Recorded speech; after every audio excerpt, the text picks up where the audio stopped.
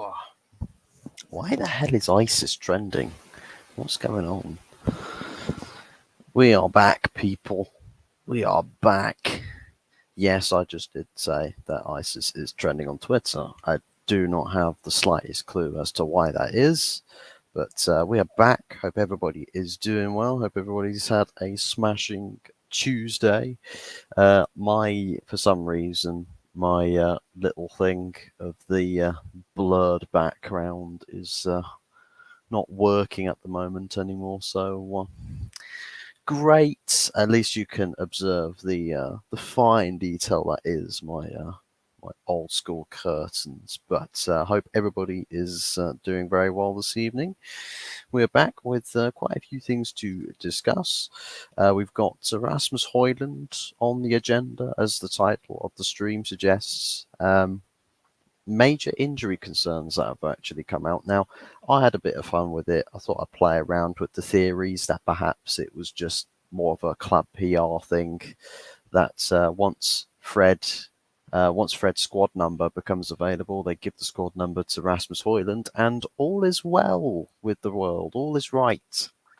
And Rasmus Hoyland suddenly becomes magically fit. But it actually does look like as though we've got a legitimate injury concern, and it's quite a big injury concern for Rasmus Hoyland, because it does not, not that it doesn't, but it does, it hampers the amount of minutes that one can play. It hampers his minutes, it hampers his how reliable he is. Yeah, there's a lot of factors to this Hoyland injury concern, which we'll delve into as the further medical tests have surfaced. Further medical tests have surfaced and have found the information that has become more public. We're also discussing about Harry Maguire. We've just had breaking in the last 10 minutes. Now, early doors, I don't know how you're going to feel about this if you do end up seeing this. But apparently, David Moyes has stated that he has promised Harry Maguire captaincy of West Ham United if he makes the transfer move. What do you make of that? But apparently, West Ham are, well, the original basis of the Maguire news was revolvent around West Ham pressing the desire to want to sign the English centre back a lot more on an urgent basis, as well as a also improved bid on Scott McTominay's initial bid from West Ham. Not only with just West Ham regarding Maguire, but also we've heard that Everton have sparked interest in Harry Maguire. But Scott McTominay, apparently there's going to be a second dig from West Ham. Second bid, improved bid from the original £30 million that were stated. Early doors, Football TV. Oi, how you doing? Good to see you. Literally, I was just doing the intro, or basically just running through the points of discussion today. And one of the points that I was going to go on about was the Harry Maguire stories. But one story that has literally just broken in the last 10 or so minutes is apparently David Moyes has allegedly promised Maguire the West Ham captaincy. Now, what do you make of that? It's a very big statement to make in your endeavours to signing a player from a manager's perspective. So I'm not sure how the fan base of West Ham United are going to feel about that. But do be sure to share with me your thoughts on that matter, or what your take is. As well as that, obviously the valuation as to what Manchester United are kind of expecting from bidders for Scott McTominay. We'll be delving into that. Just a little sort of spec segment on Fred and Donny van de Beek. Apparently that Fulham have reignited interest in Fred with the compromised asking price, which we have discussed as sort of lowered itself down to around 15 million from the original 20 million, as well as Donny van de Beek's discussions with Real Sociedad ongoing. And to top everything off, the club sale, we've heard well, this is basically the addressing of what we saw with the Oracle, the Oracle account on Twitter, stating that supposedly the Glazer decision has been made, and apparently they've said, according to the rumors of the Oracle, that it's the sale is pretty much done now. That they've finished everything off, and now the decision's been made, and the process shall begin on the transfer. But that's just what supposedly the Oracle had led on to saying. And so we're going to basically delve into that. Um, to Tom on my stream did say that probably be the case for Maguire. And I'll tell you what, because Harry Maguire being the sort of ego he is, I'll tell you this. You will probably find in quite a few case scenarios for Harry Maguire's that sometimes you need the bargaining tools just to sort of encourage him to take that step to say, okay, cool, fine, I'll come to United. Sort of, it's like the sympathizer. It's like David Moyes has pulled the sympathy card. It's like, there, Harry, don't worry, you'll be taken good care of at West Ham. We've got you a special house set up in northeast London for you. We will cook you your breakfast, your full English, just the way you like it. The hash browns and the couple rashers of bacon, and your fried eggs, crispy around the sides, and runny yolk in the middle. We'll do it just right for you. It's like there's like an element of that going on with with David Moyes, or this David Moyes news, and what he's trying to do is to convince Harry Maguire. But let's start with the HOJLAND story, basically, just to address the major injury concern that is trending throughout the annals of Manchester United fan base. So there's big injury concerns, major injury concerns, and this relates to when the news came out at the time regarding HOJLAND. The announcement was delayed, or the deal was delayed, around about the sort of time when he was due to do the medical, or he flew in at a certain point, and certain schedules didn't match up because of some other intermediaries. By the looks of it, the further tests story that came out is proven to be true, which is a bit concerning. And what I thought originally was it was just a little bit of the case of, well, HOJLAND maybe he's picked up a knock in, in Atalanta training or preseason training, and he's just, he's just in the recovery phase of it. What it actually looks like here is a potential stress fracture. So something that's quite prevalent in an overworked younger professional athlete. And a stress fracture is a pretty big injury concern, because if this stress fracture gets any portions worse, any percentages worse, what we're looking at is potentially months out on the sidelines. And I'll tell you what, the fact that we've already got Anthony Martial, that essentially he is out. He's out like a month or two at a time for every like week or two that he is fit, and it's absolutely ridiculous injury record. But the fact that we have now signed another striker, young striker, for big money, but to make matters worse is that he's potentially got a stress fracture injury, and playing him or giving him a lot of minutes or pushing him too hard will aggravate this injury and make it a whole lot worse.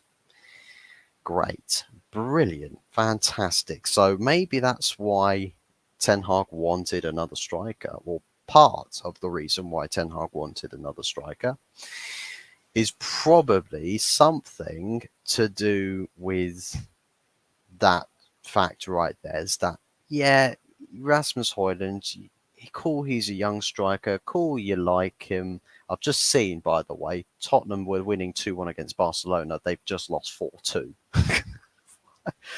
They were leading 2-1 at like 70th minute. How has they managed to lose 4-2? That's absolutely mental, that is.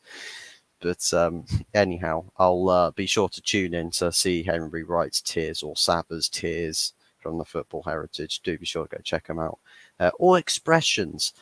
Big ups to Expressions, by the way, who's essentially, this is his first football contributed stream that he's done today with a watch along for the Spurs game.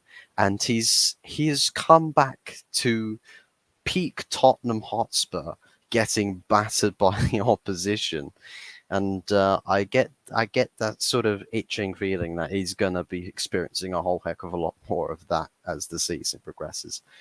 But we'll have a little delve into what the official word is regarding the Rasmus Højlund injury concern. So, according to Matt Hughes, I believe it's from the Daily Mail. Yep. So, an MRI scan on Rasmus Højlund as part of his medical found a stress response hotspot in his back. This can be the start of a stress fracture in young players, so it's unlikely, out of precaution, that he'll be able to play twice a week for a while. So we sign a young striker that we wanted, not just for obviously to have a somewhat guarantee of options in the future, in the long-term future, but we also wanted someone who was going to be able to play whilst Martial was injured. Unfortunately, we can't even do that with the new player because, he could potentially get an injury that's he's got a concern that could be aggravated into a long-term injury, and it's a back injury, which is never really a good sign. It's kind of like Marcus Rashford during the pandemic times when Ole Gunnar Solskjaer kept playing him through injury, and Marcus Rashford was literally playing through injury and was putting in 0 out of 10 performances. So how Ten Hag is going to go about handling that, no idea. No clues. It's going to be interesting to see what sort of minute distribution that Højlund's going to have. I've seen some people saying, look, let's keep him on the sidelines until it's this hotspot's fully solved and it's fixed up, or that it's a guarantee that he is fully fit and we can play him from the get-go, and then consistently give him a whole run of games, regardless of not needing to, give him like some common breaks or frequent breaks from play time, which is a big concern. I'm not enjoying having to hear that Rasmus Højlund's probably not going to be fit enough to play half of the games for the first half of the season, and that his minutes are going to need to be severely managed, or that the attack could face being severely lackluster if we've got Rasmus Højlund. Imagine if he plays one game, does seriously well, but then the medical department say, well, you wanted to play him in the next game. I'm afraid we can't do that because otherwise you'll probably aggravate his injury. And then you go and have to wait for the next game. It's just like, it is so unideal and is so problematic, not just from the fans' perspective or from us wanting to see what Rasmus Højlund's all about, but for Erik Ten Hag having to manage the squad, he's almost like he have his hand forced with having to rotate at such an extended rate like what we saw last season, because the amount of times that Ten Hag had to rotate his teams just to manage the minutes, but also keep the fitness fairly balanced for players. Be back shortly. No worries. Early doors. Take your time. Do what you got to do. Basically, it's just more problems. It's just more problems for Erik Ten Hag with the squad management side of things. But it's going to be interesting to see what the option what route he decides to go. We all know that Ten Hag wanted two strikers, so I think the fact that we're stuck in a situation where Rasmus Højlund is potentially going to have an easily aggravatable injury. I don't even think that's a word, but to aggravate an injury, make it worse. It's probably going to provoke the club to explore the striker markets later on in the window. So, of course, we're doing the striker business to addressing it in depth at an unideal time. But as long as at the end of the day the business is actually done, then we don't have to worry about this. We don't have to sit here and think, oh, but what about what about uh, the striker situation? Oh, Martial's not fit again. Oh, but Rasmus Højlund played last week. We played midweek. He can't play this weekend or this midweek game. Can't do that. Longhead Yeti, good to see you. Sup, ya buffoon. Monkey Man is back on the internet again. This face is trending. Well, it's not trending. I wish it was. Probably will never trend. People click on the stream, see the face, and click off of it in the fastest speed possible. Yeah, Fuzz bought new curtains. Unfortunately, not. No, these are just the curtains that we've that have been here since the dawn of time. I mean, I think Moses put them up. They've been here around. They've been around for a long, long, long time. But not quite.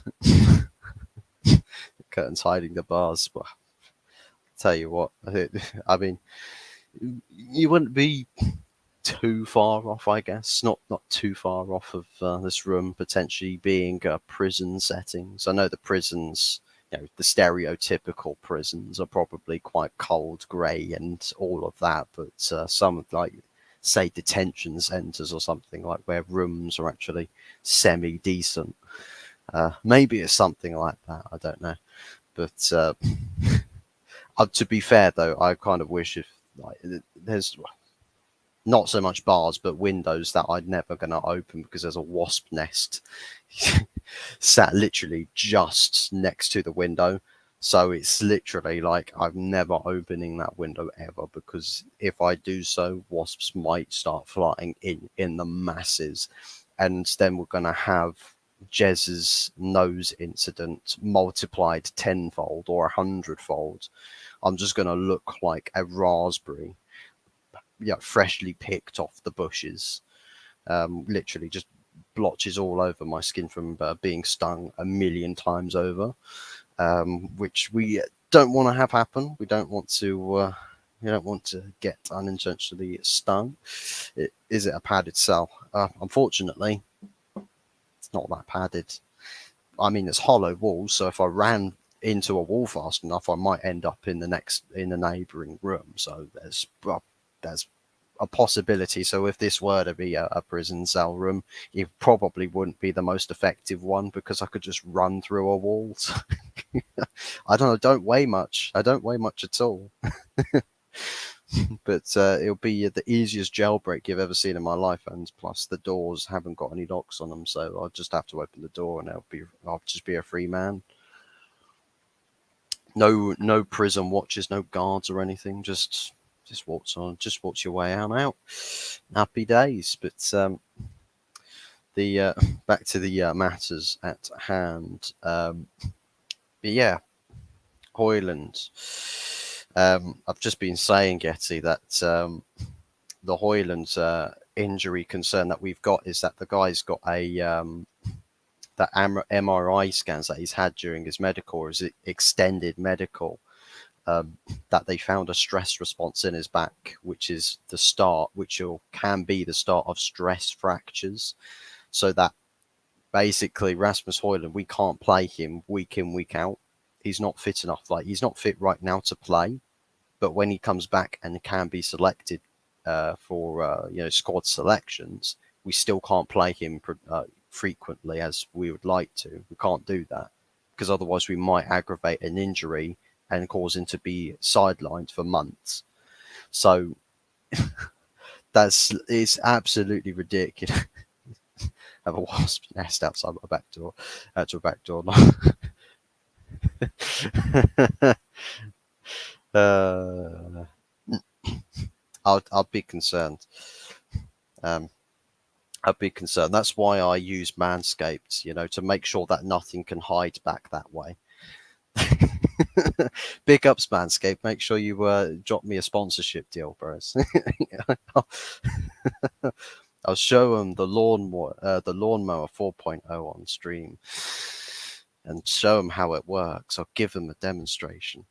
That's mad, mate. It's so disappointing. It is. It really, really is. It's frustrating because it's like we almost signed. A lot of people were saying, "Look, we'll sign Rasmus HOJLAND," as though it's like, well, that's cool. Martial, he's on the bench. He's less minutes. We're obviously not going to sell him because no one can be utterly arsed at this club to sell him or do what's necessary to negotiate with the player to actually compensate to getting a move away.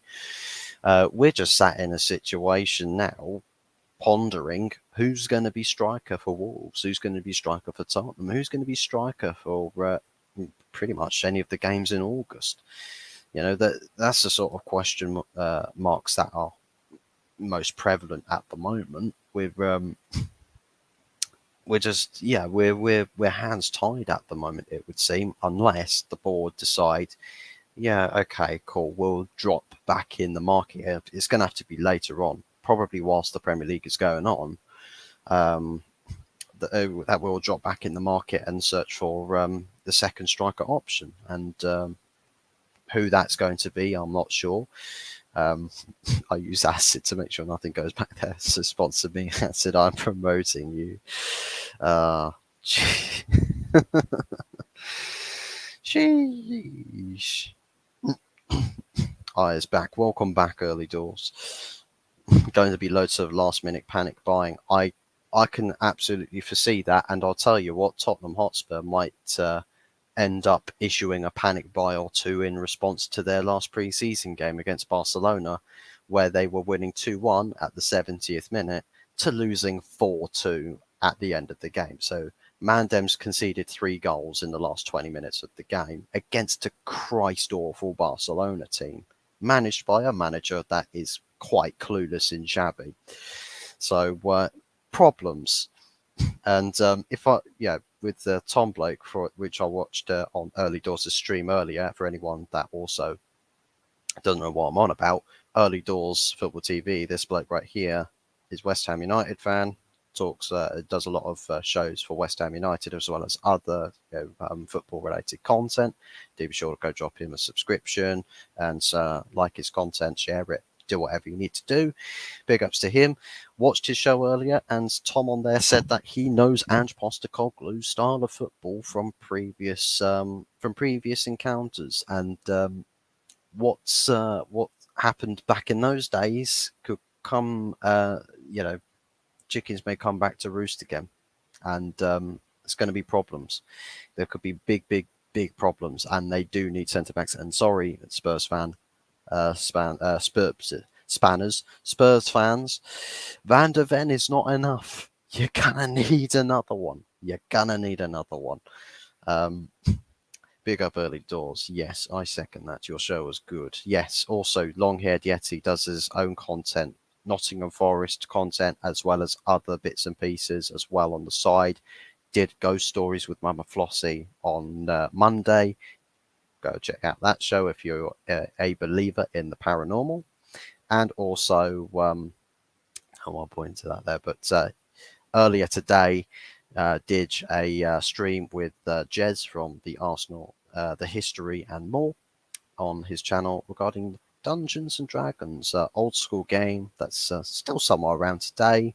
Bit of a role play, take it in turns type of game. I know absolutely nothing about it. But it was actually an interesting stream to watch there. Basically, just seeing how the communal gaming scene, we shall call it, the communal gaming scene, checking out how it was back in those days, and long before my time. As for me, as far as all of my gamings are concerned, for me it's all just fast-paced shooters and the second you see someone on your screen, you got to point your mouse and click on their heads and pick up that kill, that sweet kill. But it was quite funny when you were talking about well, when Yeti was talking about the modern day games nowadays, when people cheat on them with like their wall hacks and everything. Yes, for someone who plays Counter-Strike a lot, I've dealt with a lot of people that literally just serially cheat, and they have hundreds, not a couple, hundreds of burner accounts, and literally the games have countermeasures, which mean that you have to have dedicated accounts to actually play this game, plus pay to play services so you can enjoy the game away from cheaters. But even then, people still find a way.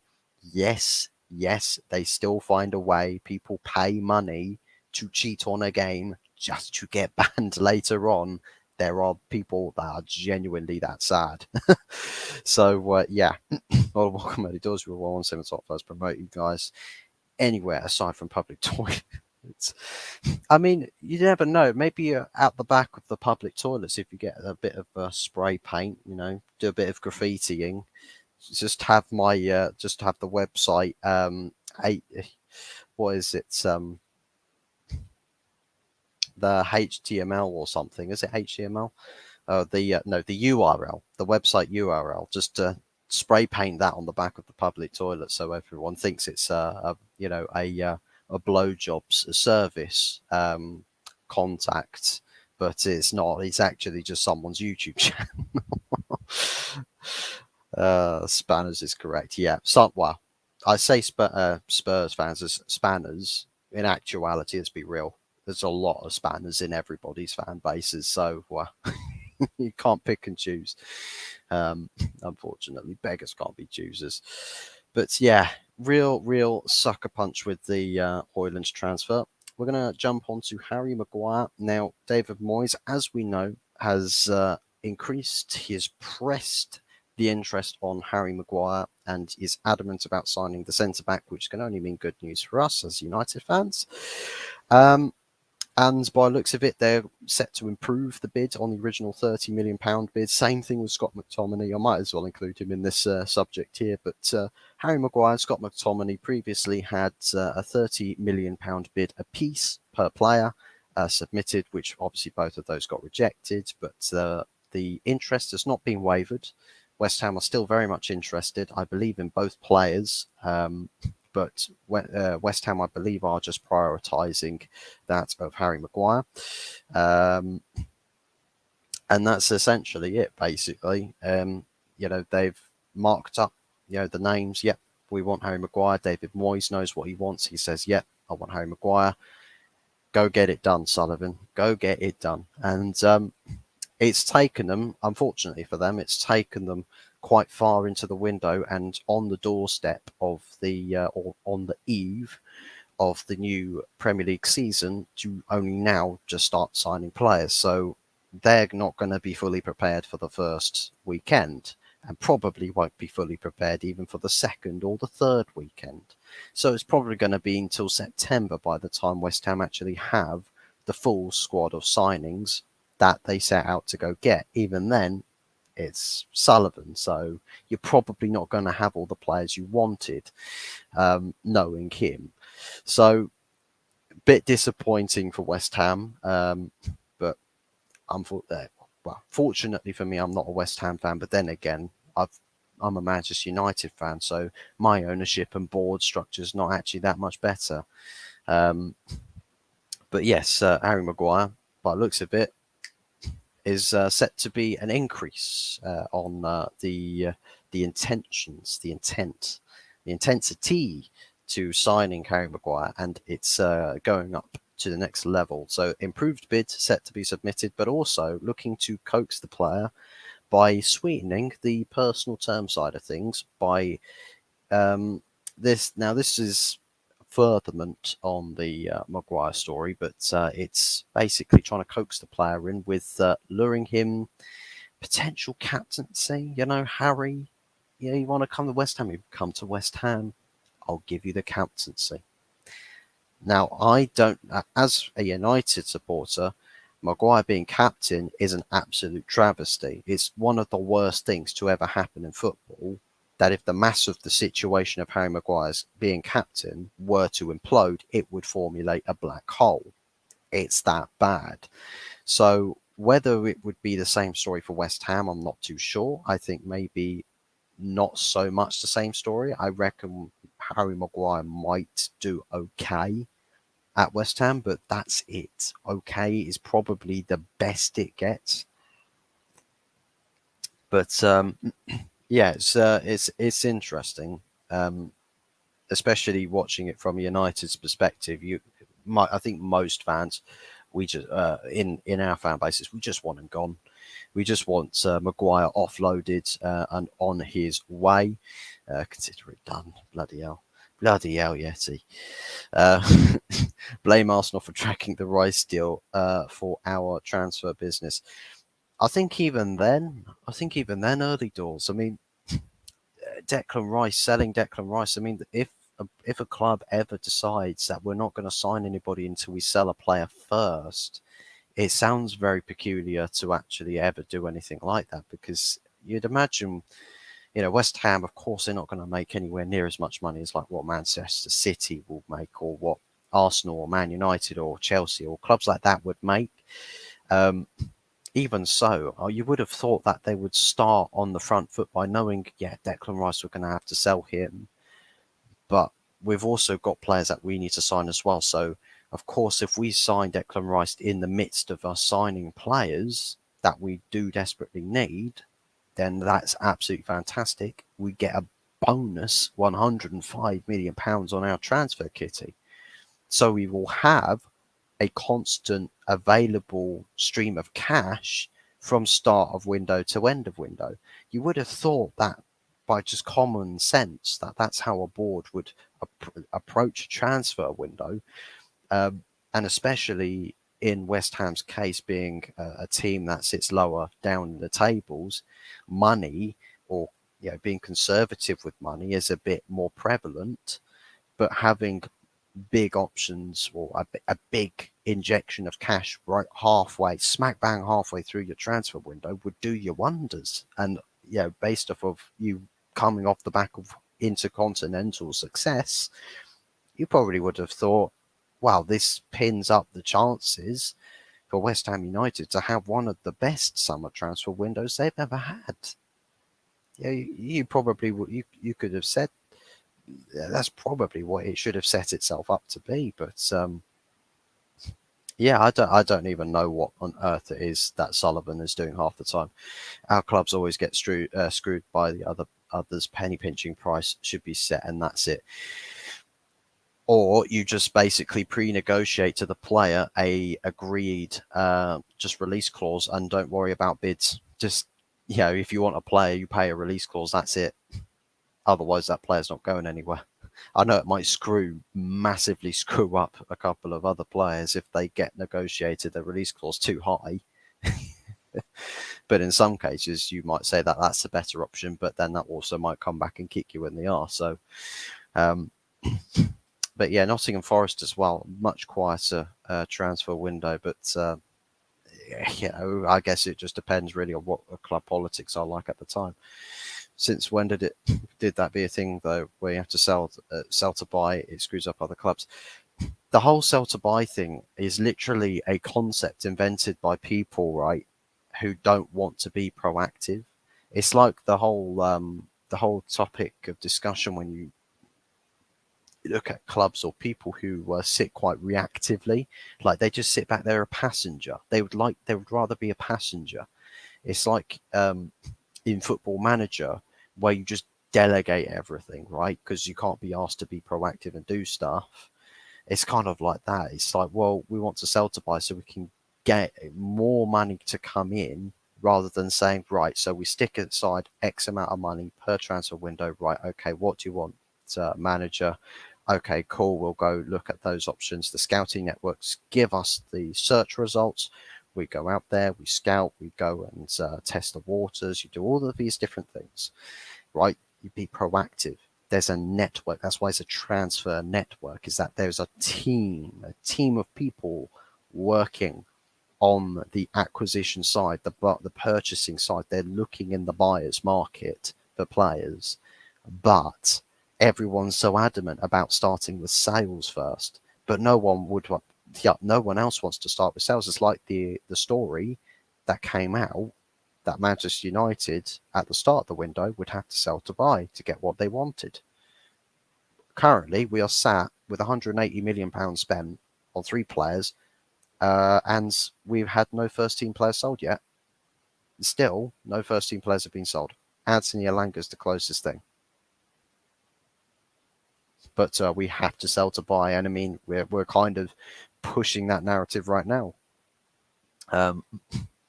Obviously, Moyes, Steaton coming to an agreement can't help either. Yeah. Yes, it seems the new norm these days. Clubs selling first to buy afterwards. Mama Flossie, good to see you. Hope you are well. Really enjoyed the Ghost Stories stream, by the way, so well done on that. Big ups to you. Thank you very much for tuning in. I think we're waiting to sell Brennan Johnson. So it's like what Early Door says with the Declan Rice thing is so counter-logical from a club's perspective to pin further business on just the sale of a player. And it's like some clubs will hide behind it as like the step-by-step process of today's transfer market, that we do everything one step at a time. It's just like, but there's a whole team. We used to see it's like 2015 when I saw the pictures of what was it, Bastian Schweinsteiger or Morgan Schneiderlin and Matteo Darmian holding up the shirts all together. I'm like, well, that was back in those days. We were signing 2-3 players at the same time. The same time. Like you would announce like 3 different player signings in a week, the same week, and they would do the medicals together. They would hold up the shirts together. Their announcements came out like practically day after day after day. Where's that gone? What's happened there? Doesn't make any sense. And that could drag on though. Yes, here. There's no Lopetegui. Oh, for fuck's sakes. Excuse my language, but for God's sakes, we had this thing. I'm going to put a conspiracy theory out there that the way to beat Manchester United or to garner a good response or a good performance against Manchester United, sack your manager and get a new manager in just before you play Man United, because the players will be up for it. New manager bounce. The conspiracy lives on. What is it? We literally did that like a record amount of times, like 4 times last season. Managers got sacked before playing United, and we got a manager bounce for the opponents like 4 times in one season. And now it's carrying on. Like, what is this about? What's going on? But yeah, I guess that was to be expected, though. Early doors. I want Ibrahim Sangari. We will have a great tough midfield. And Sangari, I think, was a target for Manchester United at one point. I think it was in the first summer that he was linked to us. When we were looking at alternative midfielders, I think there might have been a name mentioned, again in the January transfer window. That never obviously happened. That came to fruition, but still on the books for, I believe it's PSV Eindhoven. But I reckon he'll be a good signing for you, a bit like Edson Alvarez for West Ham. I think Sangari, similar profiles of player, do a similar job for each respective team. And I think he'll be a fairly good quality player for Nottingham Forest. He's left yet on his way out. And new manager bounce FC it is once again. Yep, and I'm just seeing it right now. Not even a day into the season, and Manchester United are going to be playing against a new manager. It's absolutely ridiculous. 3 days before the start of the season. Well, I'll tell you what, new manager bounce or not, if they don't sort out a manager, before the start of the season. I reckon vibes at that club are going to be so dead. I'm hoping this is. It could be the case that the vibes at the club are just so dead and buried that we'll waltz into the game on Monday night and they end up holding 4 or 5 or even 6 against United. I'm hoping that's how it turns out, because it could end up going one of two ways. Royal Yetiness. Oh wow, going to be in trouble there. Don't blame them. If you don't get the tools, how can you do the job? That's true. 9 months into the job.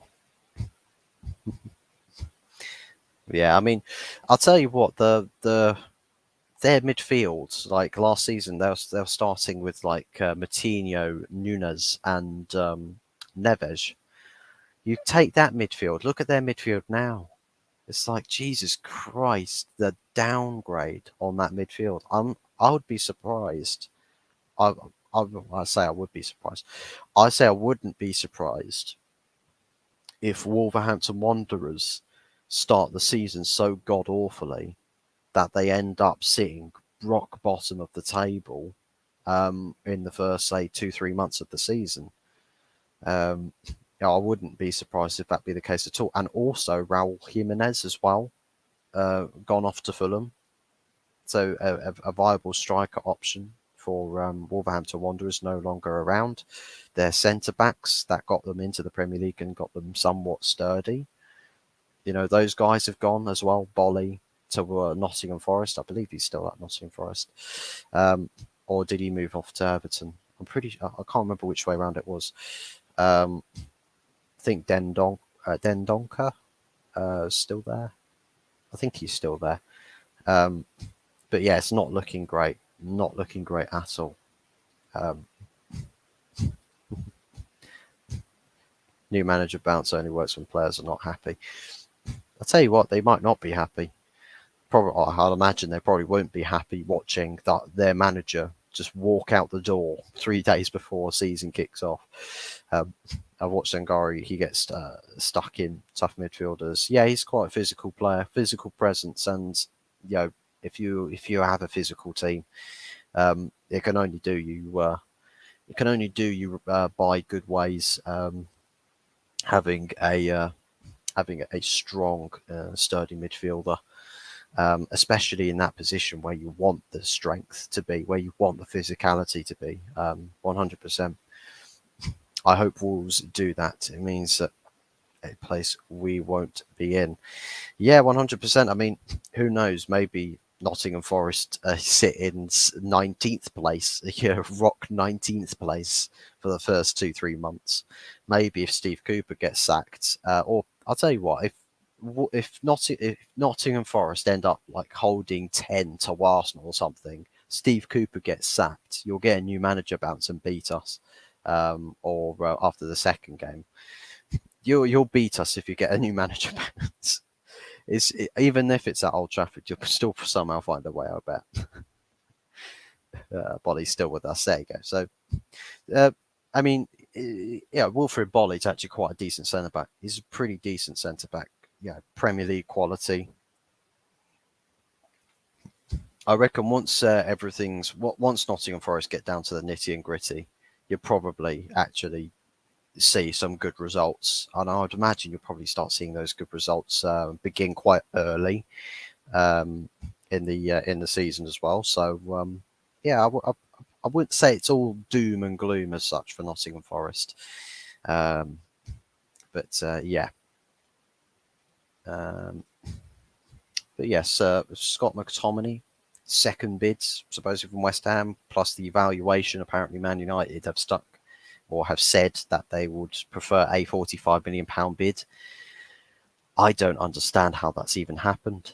I mean, do you know what? It's what was it? Goldbridge said on the United stand. It makes absolutely no sense that Scott McTominay might legitimately go for more money than both Donny van de Beek and Fred do combined. And I'd rather keep both of those two players than Scott McTominay. That's the biggest mindfuck ever. Like, how has this happened? He's the worst midfield option out of all three of them. He's by far the worst. But we're commanding the highest asking price for him. I mean, it doesn't make any sense. Even from an age standpoint, it doesn't make any sense. I mean, Fred we purchased for about 50 million, so it's almost like, well, yeah, it doesn't make any sense to me.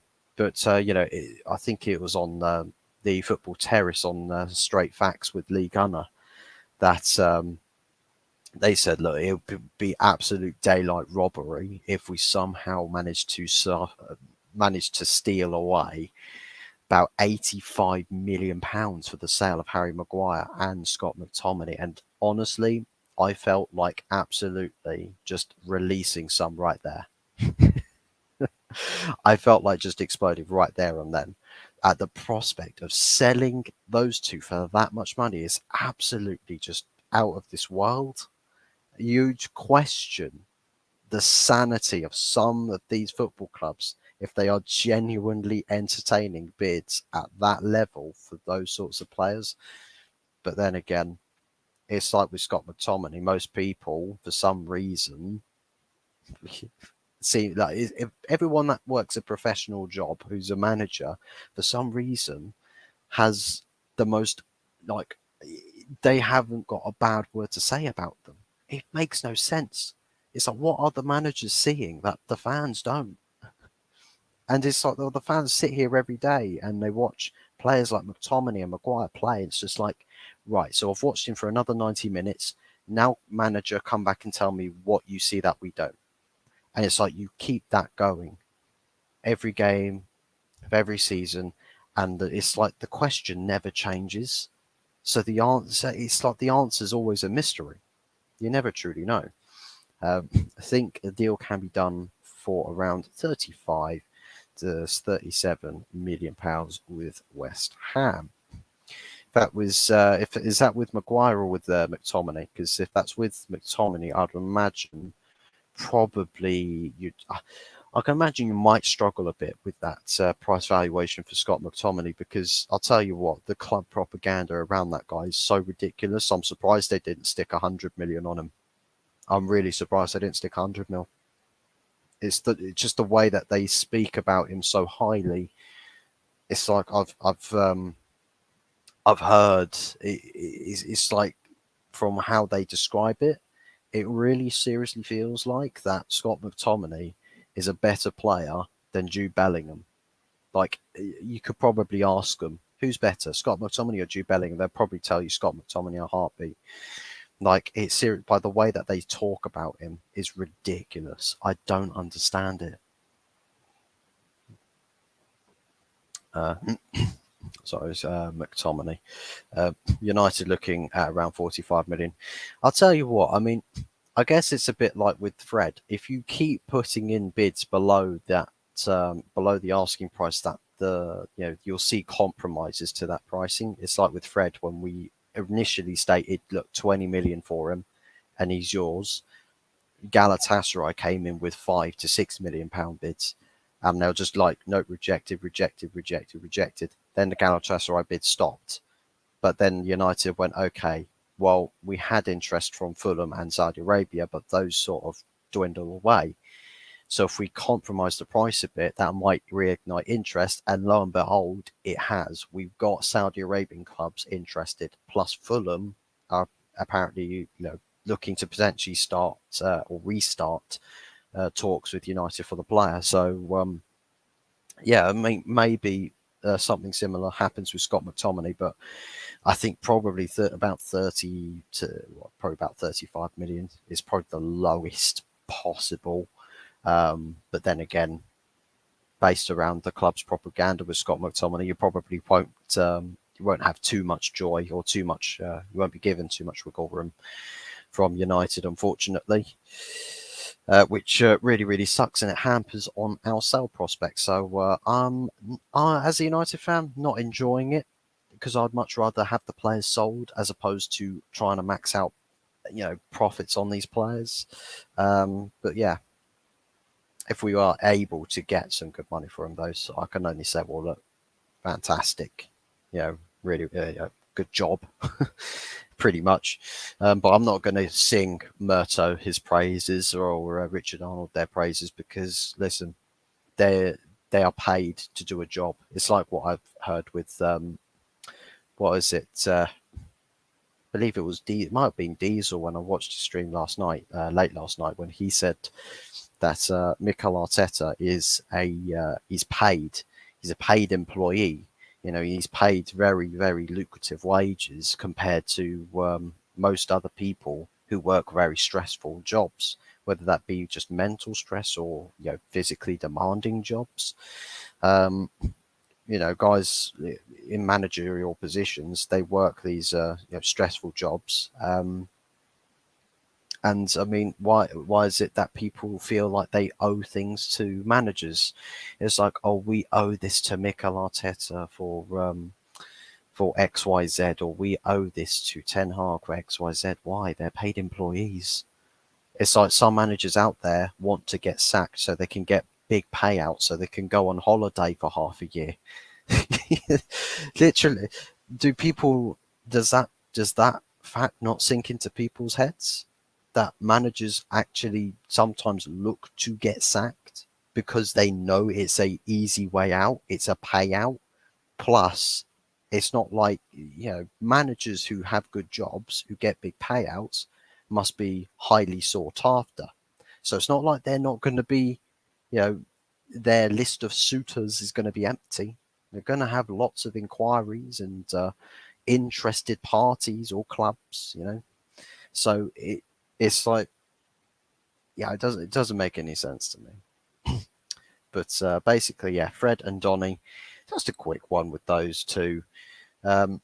So yeah, basically already addressed it there with Fred, is that Fulham looking to reignite interest and talks with Manchester United for the player, as the price compromise has diminished now to roughly about 15 million, which I think is a much more doable price for a lot of clubs.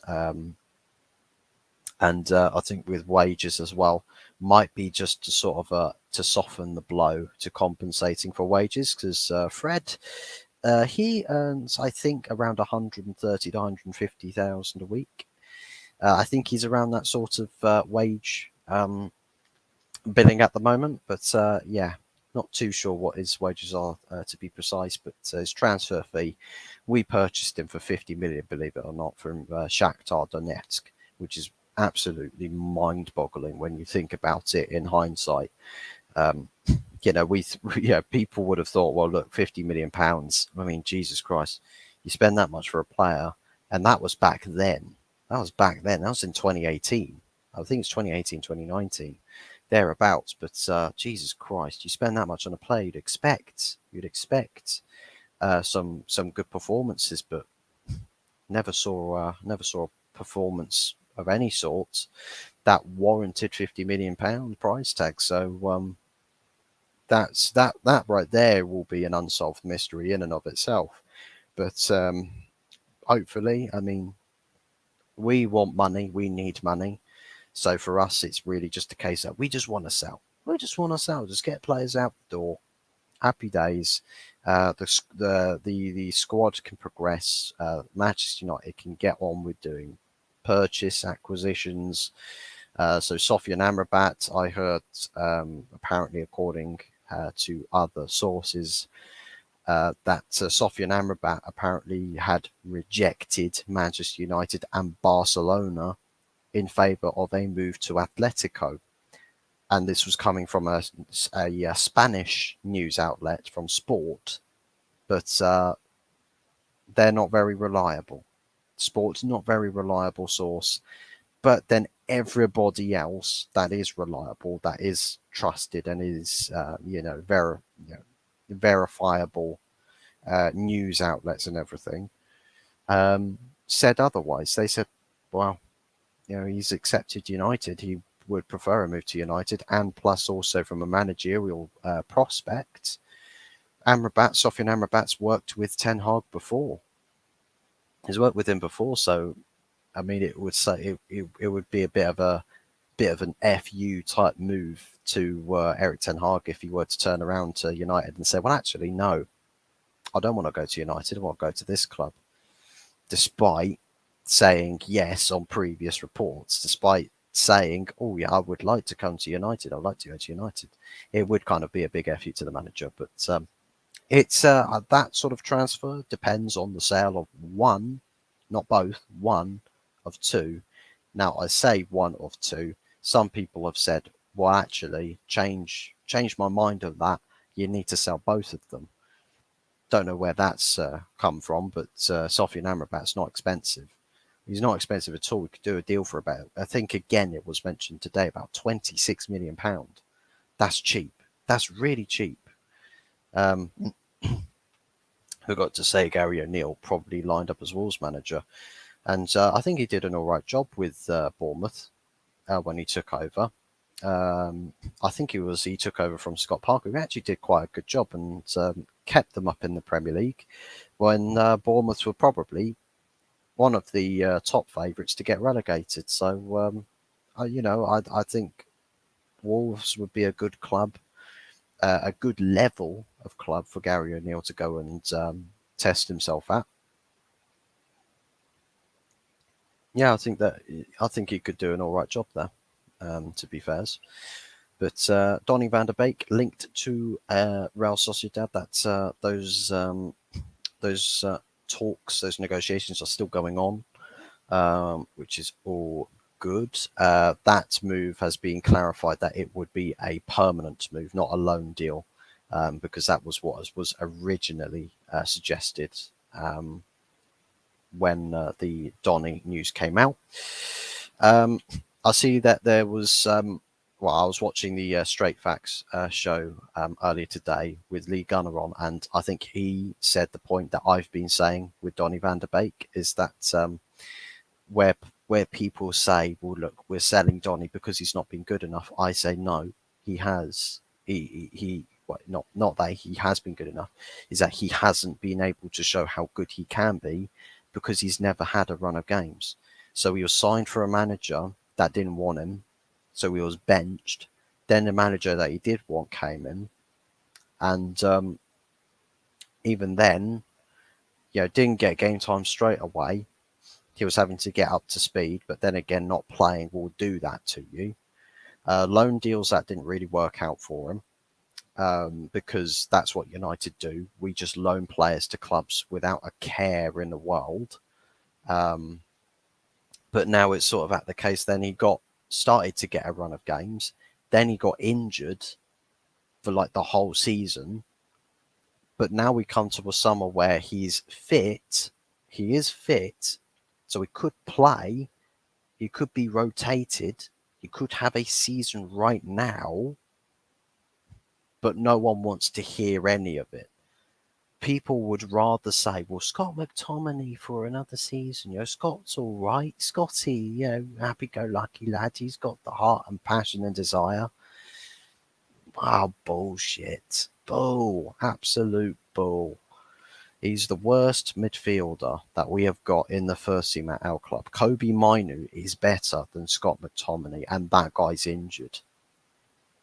And he's, 17, 18 years of age, Kobe Mainu? He's better than Scott McTominay. He absolutely is. He played one game. And I just knew technically that guy's got it. Scott hasn't. He's never had it. But professionally paid people will tell you, oh, well, Scott, he's priceless. He's absolutely priceless. Oh, sod off with that. Absolutely sod off with that. Kobe Mainu literally steps on a football pitch and straight away you just know, yeah, that guy's got some technical ability that Scott can only dream of having. I'd rather have Kobe Mainu as the player I sub on in the 70th minute, 60th or 70th minute in a Premier League game, right, to do a job, than I would rather subbing on Scott McTominay. I would. I absolutely would. He was treated dirty, in my opinion, for doing an okay job at Bournemouth, but can understand why they let him go. I mean, there's got to be some sort of club politics behind the sacking from Bournemouth. I know some people say, well, look, yeah, well, that's fair. It's fair plays from Bournemouth. They wanted better, or they wanted something that was more. Um, it was more for them. It's seriously it was really really baffling at the time. I was just like, what? They had something good going on there.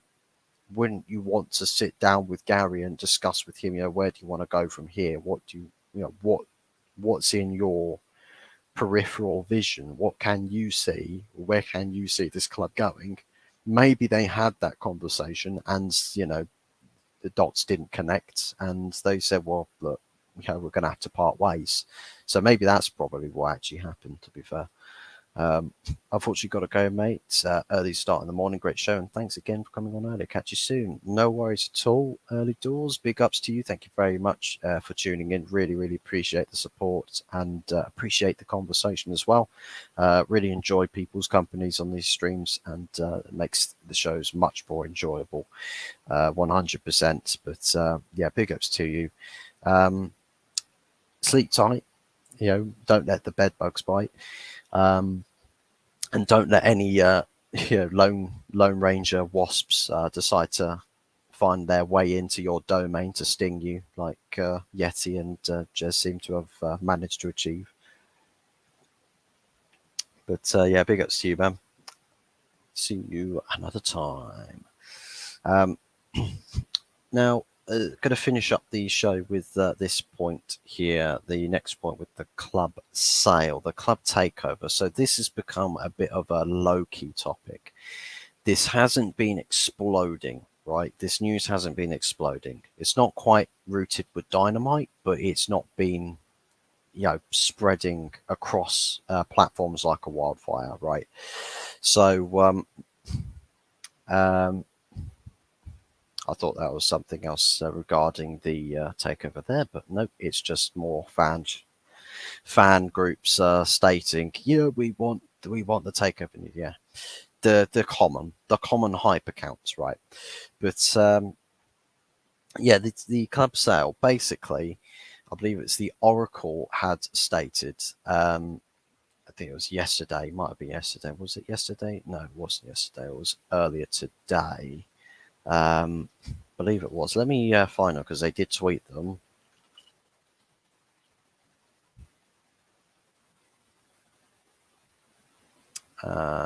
If it would.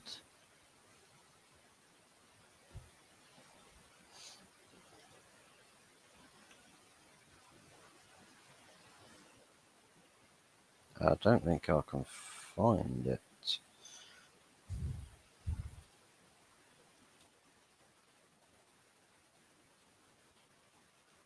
Hmm.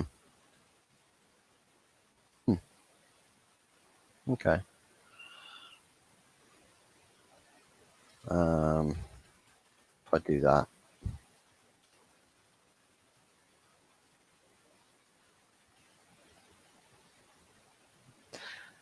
Never mind. I typed in, right? Night. I just typed in, right? Now it's like the little thing that the Oracle tag at the very top of their posts, right? And I typed in what I thought it was, just to see if it would load it up, because usually if it's a highly interactive post, it would come up on the search results as a like a highlighted bold text. What loaded up was some woman giving a black guy a blowjob. Why? Why is that on the Twitter feed? What is this? Why? I'm just trying to find some bloody takeover news. Why are you giving me videos of that shit? Why? It don't make any sense.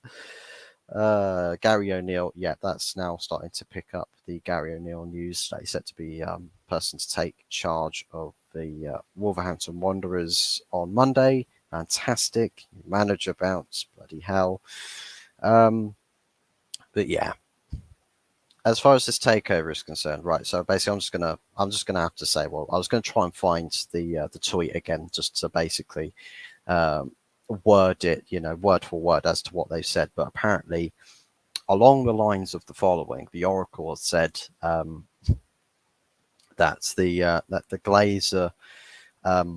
the Glazers had apparently accepted a bid. I think they were referring to the 9-2 Foundation's bid, that they were saying, yes, they've accepted the bid, and that the process for the transfer of the club, or the final stages of the club sale, would now begin.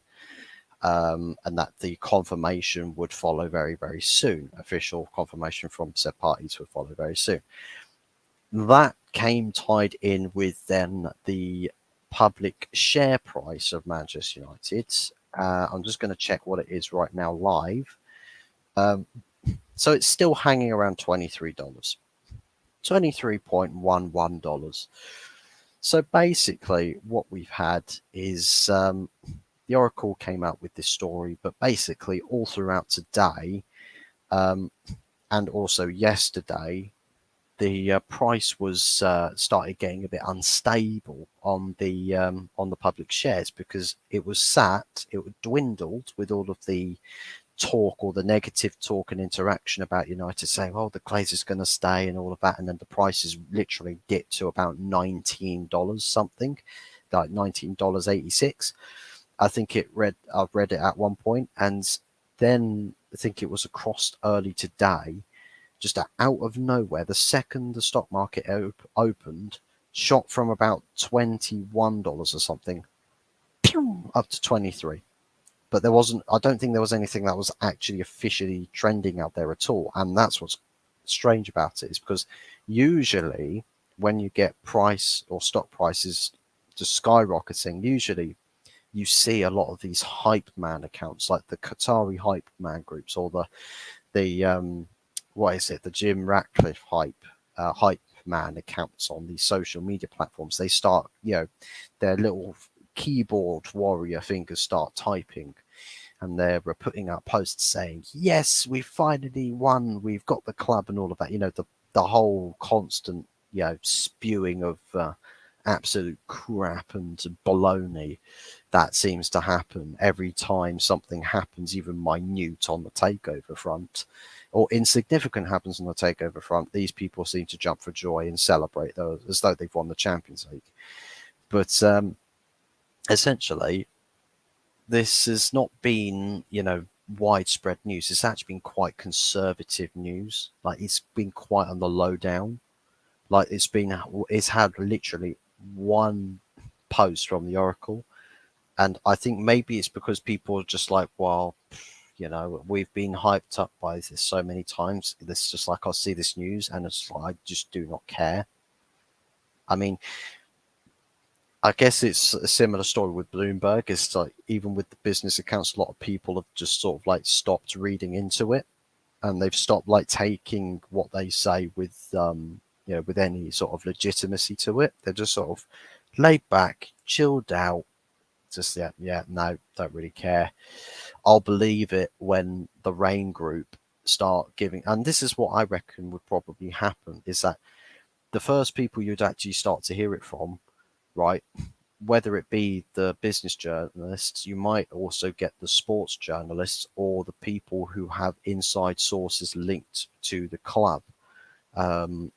You might have them come out first and start talking about the sale.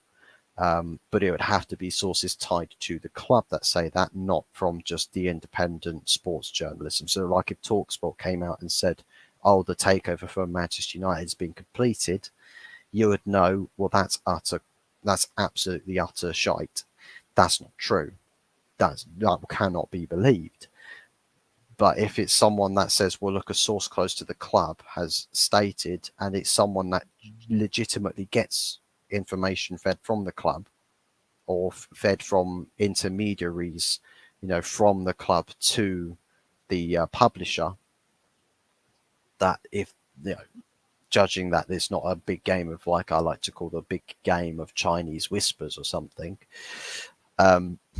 it's just like, if they come out and start saying, well, look, things are starting to take off a bit with Manchester United takeover, and by the looks of it, the Glazers have stated that they would prefer the Qatari bid.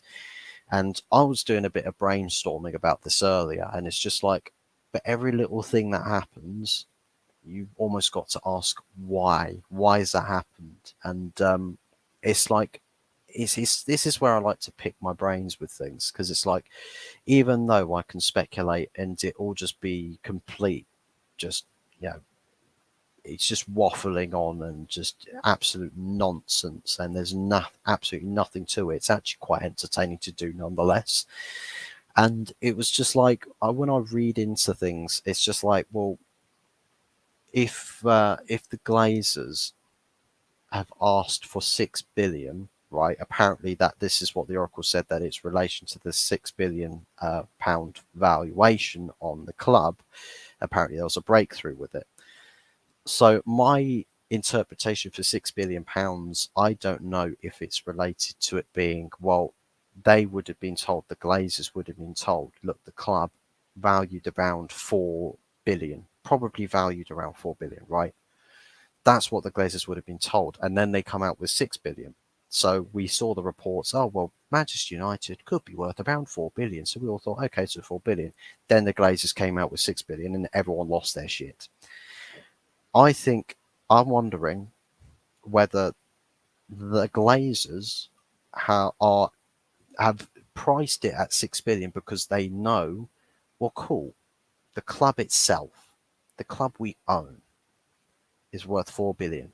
We will walk away from this negotiations if we sell with £4 billion cash in pocket, split amongst us equally, or in proportionate to the percentage of share ownerships. That could happen. This is just speculation at this point. There's probably no truth to it whatsoever, but it's a theory, and it's one that I feel like explaining, what goes through my mind with this. And it's like, if the Glazers wanted 6 billion, they acknowledge that they'll walk away with 4 billion. They've got massive debts they want paid off. So if they sell the club, the people, it's like, cool, the debt could just be left to the club, but maybe they've acknowledged that, and they'd say, well, look, the bid's going to incorporate. Maybe they've said, look, 5 billion here. We know that there's a dispute with the Sir Jim Ratcliffe bid and the public shareholders with the club. We know that there's a dispute. We know that there was a threat for legal action should the bid for Sir Jim Ratcliffe, as in its present form at the time, were to be accepted.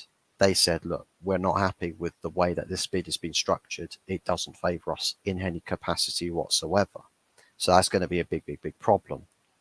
So you better sort it out and find a way around this and speak to us about it, and come to a compromise with us. Otherwise, we're going to press charges. We're going to get a bit rowdy about it. So whether they're part of this extra inflation to the pricing is to settle down the public shareholders as part of the transfer of the club, and that the another part of the bid, the club bid, might be in relation to servicing the debt, because we know that the bid itself is including the bid itself, like from Qatar, is including the debt itself. Alan Taylor, good to see you again. Long time no see. Hope you're well. Hello, 65 subs and counting. Yes, I saw the subscriber count live and it's seen it gone up to 45, but 41. Jesus Christ, I'm going backwards. See, it went up to 64, but just see that go to 65. We're 5 off of 70, but yeah, it's doing well. We're doing very, very well. Regarding the Glazers, I think they need to make a move soon or face issues with insider trading related to the share price, etc. And that's what we're basically going on about at the moment, is reading as to what's going on with the share price, right? It was hanging around the high 19, low 20s dollars mark. it randomly shot up to $23 and has been there or thereabouts since, right? It stayed there. It's currently after hours, and the live pricing sits roughly about $23.25. So it is going up and down at around that sort of level. We had a piece of news from the Oracle that came out regarding the matter, saying that apparently there was a breakthrough on the £6 billion asking price on the Glazers' behalf, and that the Glazers have accepted the latest proposal or bid structure, or what the breakthrough was, that the Glazers had accepted it, and that we were going on to the next stage of the club takeover process. I don't know what truth there is to that. There's probably no truth whatsoever. But what's interesting to me is that that's the only report that's come out. No one's retweeted it, as far as I'm concerned. No one's spread the word like a wildfire. No big business accounts have seconded those reports. Yeah, it's really interesting one. It's been quite low key. Carl Rossi, big man, how you doing? Good to see you. Big ups to you. Hit the likes. Yeah, smash a like on the stream, guys. Smash a like. We're getting towards the end of it, so don't worry. I'll let everyone get off to bed or go do whatever else it is they want to do. I won't be on for too much longer. But I'm just going to conclude this point with the takeover process. That's perhaps to try and make sense of what it is that we've seen with the share prices on the club, but also just the way that the reporting's been around it today, just to explain the structure from the Glazers' perspective of a £6 billion bid. That some people will say, well, look, they want £6 billion just for themselves. But then what about everything else? Because the Glazers, we know, are serial debt collectors. Not debt collectors as though everyone that has debt, they go and collect it, but that they like to let their debts, their own personal debts, stack up. It's like Boris Johnson saying, let the bodies pile up. The Glazers say, let the debt stack up. Well, I mean, technically, yeah, I might...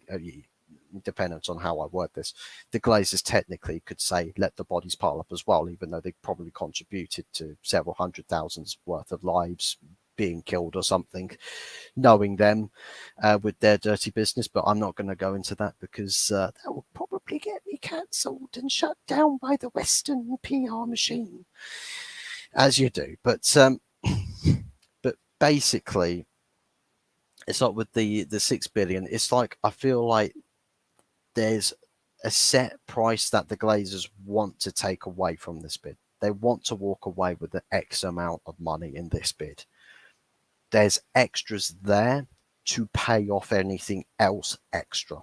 So it's like if £4 billion was what they were told as the valuation, maybe they say, look, £4 billion we'll walk away with.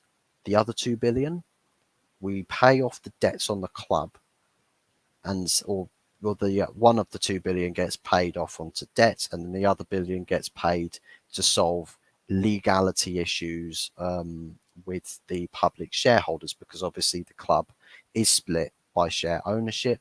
You've got the public shares that are permanently listed on the New York Stock Exchange.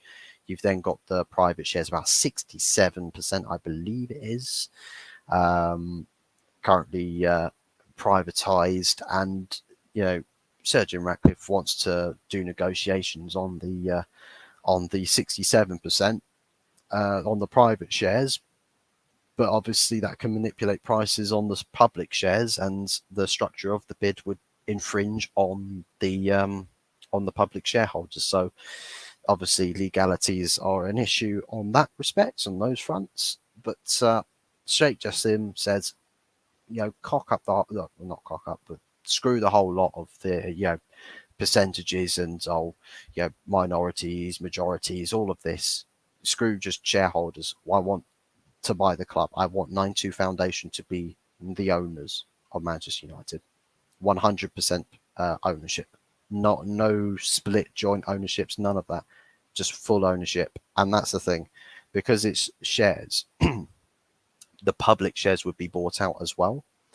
I would say, well, look, the public shareholders prefer let Sheikh Jassim go be the preferred bidder, because their shares will be bought out as well.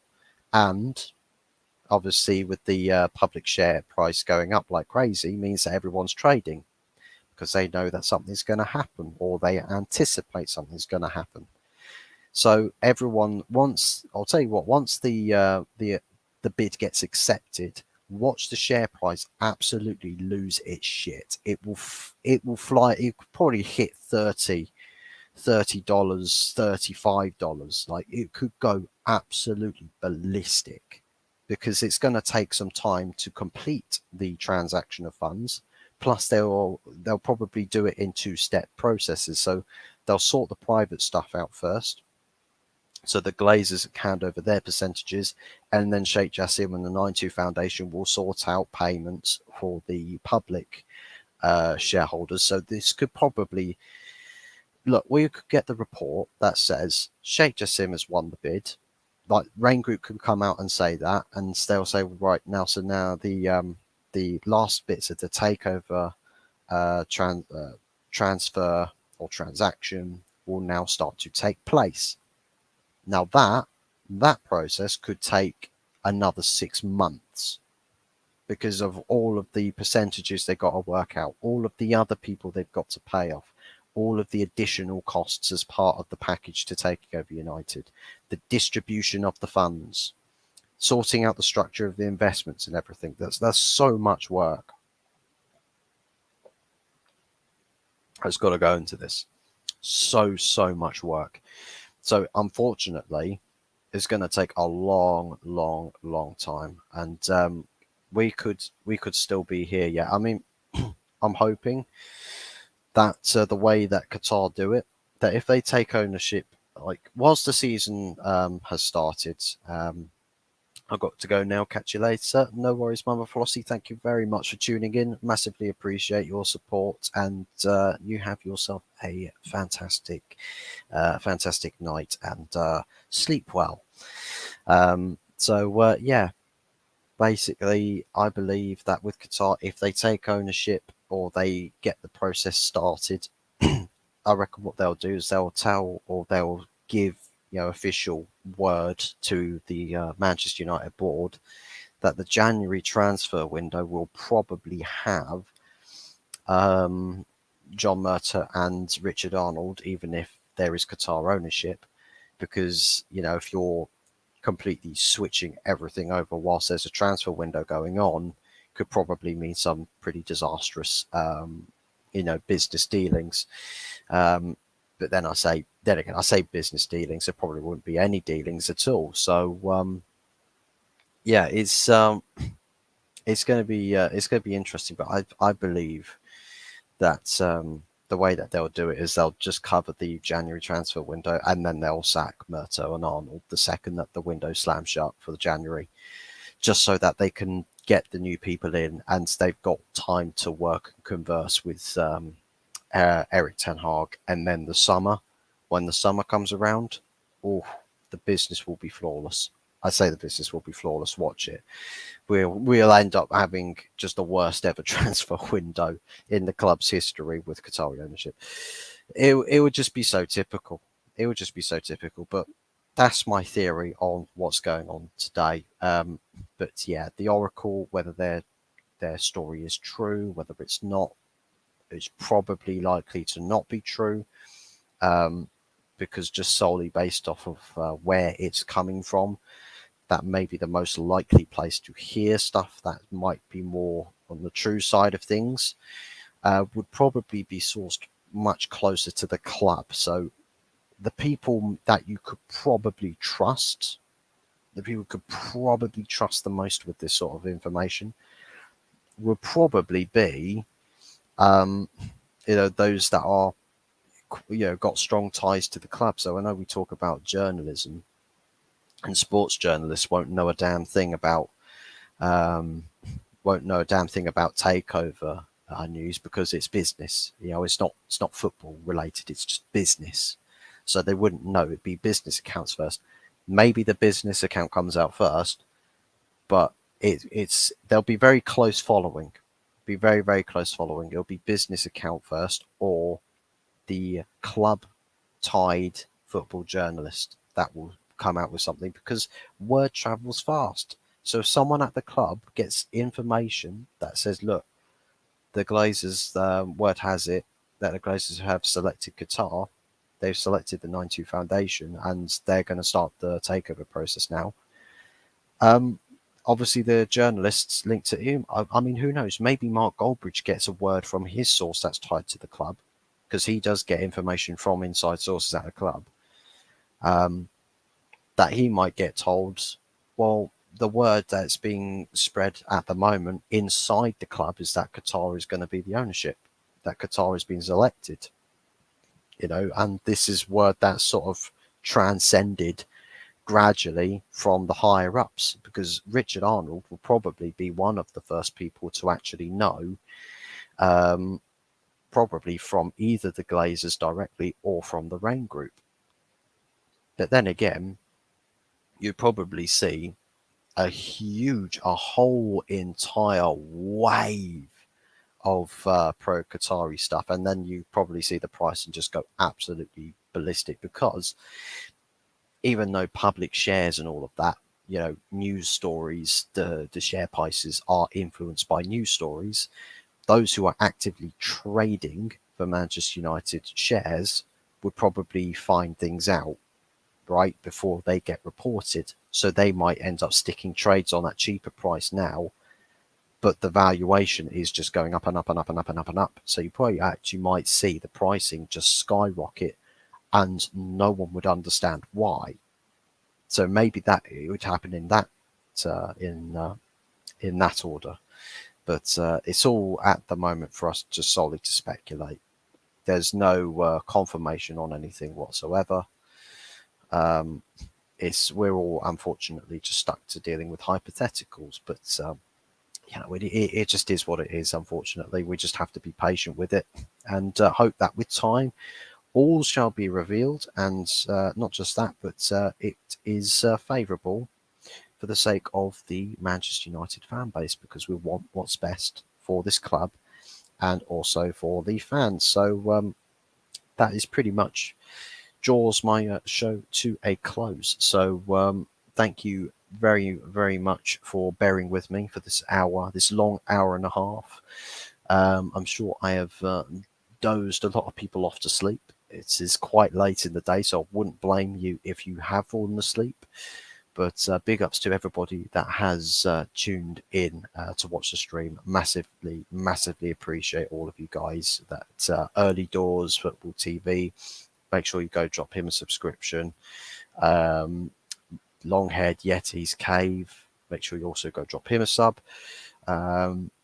We've got Mama Flossie that has been in. Obviously, she's done a show with Long-haired Yeti about ghost stories on Yeti's channel, so do be sure to go watch that. That was streamed yesterday at 6 p.m. Carl Rossi, big ups to you. As Ola will say it, salute to you. And Adam Taylor, someone who has been around since the early days of the channel and has dropped in and out here and there, but big ups to him as well. So massive shout outs to everybody. Thank you very much for the continued support, proper OGs of the channel. And thank you very much for getting us up to 65 subscribers. We are now 5 away from 70. So make sure you keep contributing to that number. Make sure that you are liking the content, that you are subscribing, but also sharing the content around. And if you are subscribing, don't forget to stick the notification bell on, for the most likeliest chances that you will know when I'm streaming live or when I've uploaded a video, because YouTube at the moment, for some reason, is doing everything in its power to absolutely just break down and stop functioning properly. So whatever happens with that, we'll have to see. But once again, thank you very much. Big ups to everybody. Really appreciate the support. Thank you ever so much for watching, and we'll be seeing you again real soon. For now, au revoir and good night.